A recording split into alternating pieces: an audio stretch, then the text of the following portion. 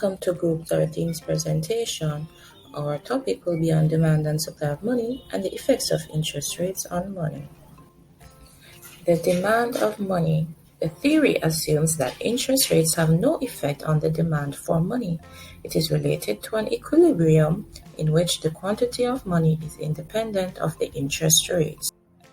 According to the Keynesian theory, people need money for three purposes: transaction demand, precautionary demand, and speculative demand.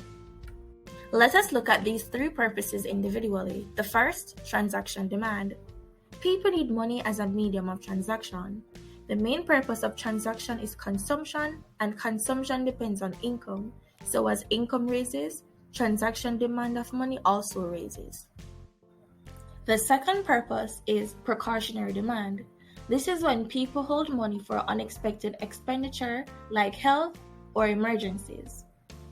And the third purpose is speculative demand of money. This is when people hold money to invest in certain assets. This depends on interest rates in this way. The formula for speculative demand is MD equal A minus B times R. Of all the three types of money demand, transaction, precautionary, and speculative, only speculative money demand fluctuates in short run. Let us now look at money supply. Generally, in most of the nation, money supply is determined by the central bank. So the money supply is fixed and does not depend on interest rates, but it is manipulated by the government to adjust interest rates accordingly.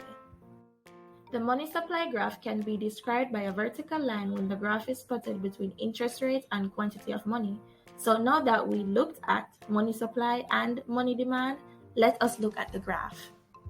Looking at the graph, you will notice that interest rate is plotted on the vertical axis and quantity of money is plotted on the horizontal axis. Here, MS is money supply, MD is money demand, E is equilibrium point, where Q is equilibrium quantity of money, and R is equilibrium interest rate. The effects of interest rates on money supply is when the government wants to decrease interest rates, they can increase money supply, and increased money supply will shift the MS curve to the right, and interest rate will decrease.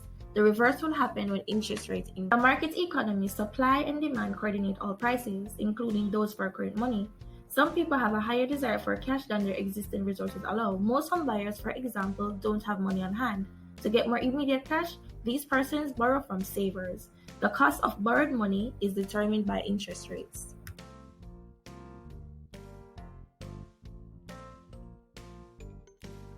Thank you for listening.